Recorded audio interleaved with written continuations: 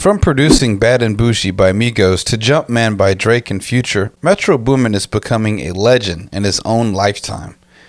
But will Metro Boomin get bigger than Timbaland? Is Metro Boomin better than Timbaland? Not only that, but you'll want to stay and watch to see how Kendrick Lamar took shots at Drake and J. Cole and the new Metro Boomin and Future album, We Don't Trust You. Metro Boomin cut his teeth in St. Louis, Missouri, producing music from the young age of 16 before relocating to Atlanta, Georgia, or ATL. Just 2 years later, while still a teenager, Metro Boomin started working with Future, Young Thug, 21 Savage, Gucci Mane, and Migos. Shortly after this, Metro Boomin blew away fan expectations with the 2014 hit single Tuesday, peaking at number 12 on the Billboard Hot 100. Later, in 2016, Metro Boomin began working with Drake on the Jumpman track, with a follow-up from him and Future called Low Life by Future, and the classic Bad and Bougie by Migos track. It was clear that Metro Boomin wasn't pulling punches like the Sonny Liston of beatmaking. Instead of just resting on his laurels, Metro Boomin came back with another famous collab with ugly face tat artist Post Malone with their Congratulations song. Not to be outdone by a white interloper, up-and-coming controversial rapper Kodak Black snagged a spot in Metro Boomin's impressive roster with the track Tunnel Vision, which gained success at number 6 on the charts. Other large artists tapped Metro Boomin to bring flavor to their sound, as 21 Savage released Bank Account that probably did fill Metro Boomin's bank account with cash money deposits after that track was well received by fans, going 6 times platinum in 2017.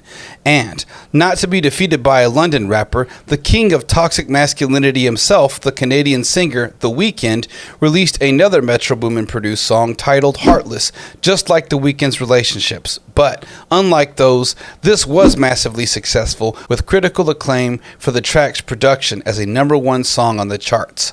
Metro Boomin's song was so popular that even a vaporwave remix of Heartless was released featuring rapper Lil Uzi Vert. When you think of a Metro Boomin track, what kind of sounds come to mind?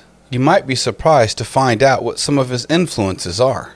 Metro Boomin is known for his distinctive mix of heavy bass, rattling synthetic percussion, and dark gothic melodies that weave together a musical tapestry that's hard-hitting and deep at the same time. Although many would expect him to be influenced by classic hip-hop producers, Metro explained in a GQ interview that his biggest inspirations are actually Green Day and horror movies. Green Day, just because when I started making beats back then, they had that shit out. American Idiot. Just the sonics of that shit, that whole dark moody vibe. I naturally, when I make beats, aim for a darker tone just because I've always preferred those type of feelings. More than any artist, I feel like horror movie music influenced my music more than all that shit. All that shit indeed has turned to gold for Metro Boomin as he has launched one of the most legendary careers in music production ever seen. But what about all those DJs and producers that came before him and laid the groundwork? Is Metro Boomin challenging classic producers to up their game? And is Metro Boomin changing the game? Another living legend in the producer arena is Timbaland, who also has widespread critical acclaim for his production work and distinctive stuttering rhythmic style. What's crazy is that even Entertainment Weekly said that almost every current pop trend can be traced back to Timbaland. But unlike Metro Boomin, Timbaland is from another generation entirely.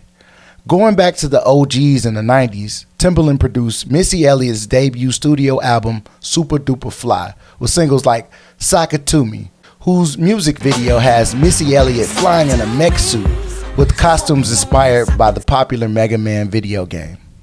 In this track, Timbaland sampled the 1968 single Ready or Not, Here I Come by the Delphonics and demonstrates his skills at mixing. Built around thunderous horns and a thumping drum loop way before Outkast came out, Timbo was putting a galactic spin on hip-hop soul. Timbaland has produced music you know and love, even if you didn't know it was Timbo behind the ones and twos. Repping the South himself, it was only right that Timbaland provide the beat for the game-changing song that helped bridge the gap between the East Coast and Southern rap scene with the track Big Pimpin'. Timbo gave Jay-Z and UGK one hell of an alley-oop with this song, which became a slam dunk in hip-hop history. This Timbaland-produced rap remains unforgettable decades after its first release as a single off Jay-Z's 1999 album, The Life and Times of S.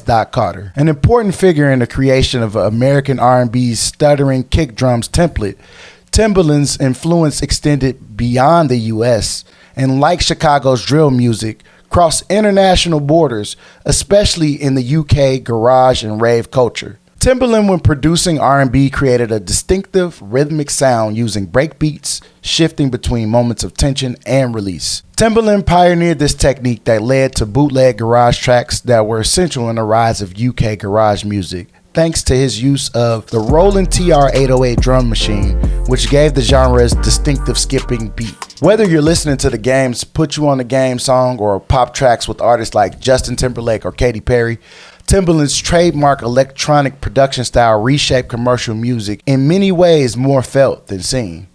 And one of the biggest reasons is because Timbo crossed over from just doing hip-hop and R&B to also producing pop music. But the question remains, is Metro Boomin going to become bigger than Timbo?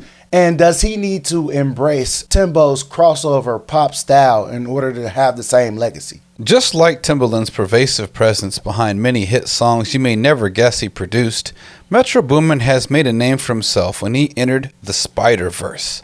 Metro Boomin's top-selling album, Not All Heroes Wear Capes, include a cohesive, superstar-filled set. His hero motif stemmed from a family tradition that he had with his mother and younger siblings, who used to always go to see every single Marvel movie together.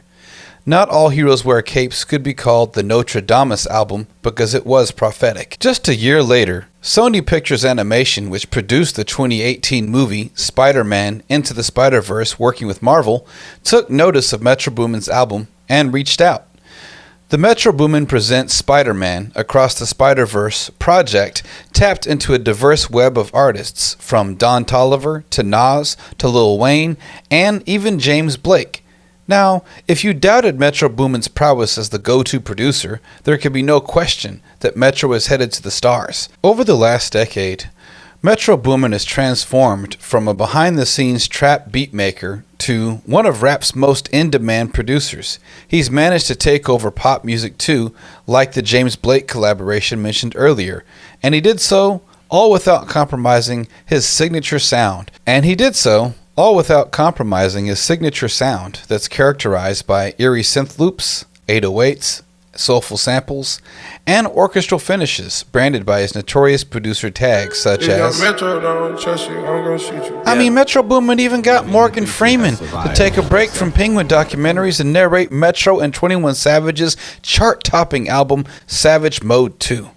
Whether it's Wale and Jerry Seinfeld on the album About Nothing or The Weeknd and Jim Carrey on Dawn FM, mashups like this are the kind of things you'd expect from a producer at the top of their game, building generational wealth for their families and redefining the genre.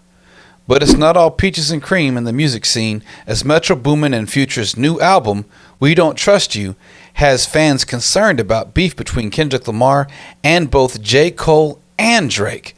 It seems Kendrick Lamar is finally trying to overcome some of the failures die-hard K-Dot fans noted in Mr. Morale and the Big Steppers by turning up the heat to sunspot level. For context, J. Cole rapped on Drake's first-person shooter mode last year. Love when they argue the hardest MC. Is it K-Dot? Is it Aubrey? Or me? We the big three, like we started a league, but right now, I feel like Muhammad Ali. And now, on Metro and Future's new album, We Don't Trust You, Kendrick Lamar responds with, "Y'all linking up. Fuck sneak dissin'.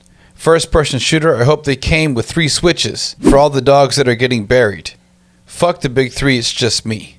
One can't doubt that Kendrick Lamar may have felt dissed in first person shooter. When following rhymes by J. Cole, Drizzy seemed to pretend that Kendrick Lamar didn't exist with his line, "Who the GOAT? Who you bitches really rooting for? Like a kid that act bad from January to November.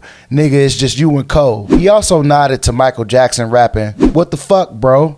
I'm one away from Michael, nigga, beat it." Collaboration between J. Cole and Kendrick Lamar that hip-hop fans have been waiting for since 2011 may never come now. as Kendrick Lamar's recent rap on We Don't Trust You went on to say, think I won't drop the location, I still got PTSD. Motherfuck the big three, nigga, it's just big me. Nigga bum what? I'm really like that.